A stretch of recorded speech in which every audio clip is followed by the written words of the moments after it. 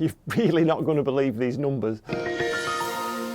Have you ever wondered how you can heat a greenhouse, a grow room or a garage to the temperatures you need to grow tropical plants or house plants without it costing you your savings, your relationships and maybe even your sanity? Well, today I'm going to show you my new greenhouse insulation setup, which is still a work in progress actually, and why it's a game changer for any plant enthusiast, and we'll also delve into the savings it's brought me compared to traditional bubble wrap insulation. But first I'm going to tell you what happened to me when I only use bubble wrap insulation, because it darn near put an end to my tropical plant collecting hobby. Over the last 30 years of greenhouse growing, I think I've tried everything that can possibly be done with traditional bubble wrap insulation, but nothing has prevented literally the heat and my electricity bills going straight through the roof. Sure, extra layers help, but they don't make enough of a difference. I could either tell my family there'd be no more holidays for us, or I could come up with a different solution,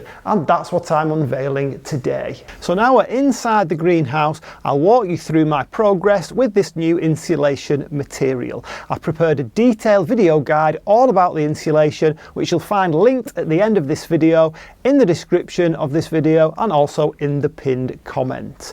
So what is this magic new insulation material, and can anyone install it?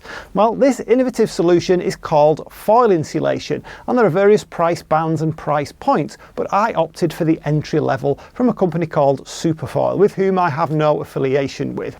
It's very versatile and can be used in practically any situation, be that a greenhouse, a shed, a garage or other outbuilding, and of course it can be used inside the house too. That's actually what it was designed for, providing you're happy to make a framework of wooden battens to attach it to, because proper installation is key to its effectiveness, and there's more on that in the installation video which I link to. So far I've completed all the side walls and the gable ends, but intend installing it another foot at least up the roof, leaving a skylight free to let the light in. I did contemplate doing the whole roof, but decided I liked having the natural light inside as well as the grow light.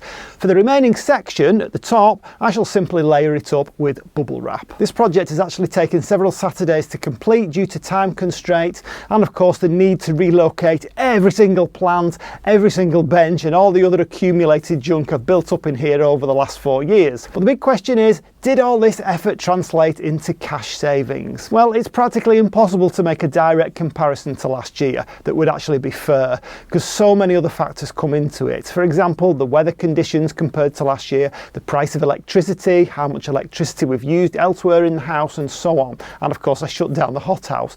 So any direct comparison should really be taken with a pinch of salt, but I'm going to do one anyway. So last year my electricity consumption for September and October amounted to approximately £470. Now this is without the standing charge. This year it's only, wait for it, £169. And while these figures aren't fully accurate, they do give you an idea of the savings insulation can bring. A substantial £301 in just 2 months. That's a 64% decrease in my electricity bill.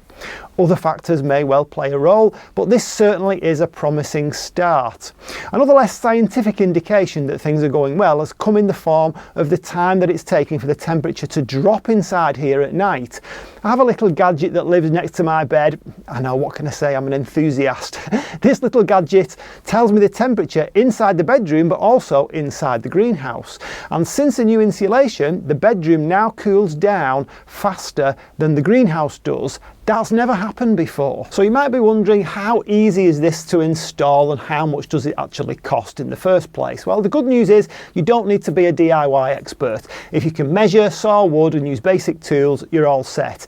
In fact, working with insulation foil is actually a lot easier than working with bubble wrap, as I've certainly found out. The foil comes in various grades. Mine was the cheapest, and more expensive means better insulative properties. I couldn't afford that, but the cost per metre is actually comparable to high quality horticultural bubble wrap, which I normally replace every few years anyway because it does degrade over time. The battens are quite affordable at around £4 for a 3 metre batten, and even after just 2 months I've already recouped the purchase costs. Yes, it does block light, which is why I've integrated grow light and kept a skylight. Prioritising energy saving over light is a wise choice because you can always enhance the light with additional grow light. Adding insulation, however, is a more challenging task because of course it requires removing everything repeatedly. Can you install this in your situation? I actually can't think of anywhere that this wouldn't improve, providing of course that you install it correctly.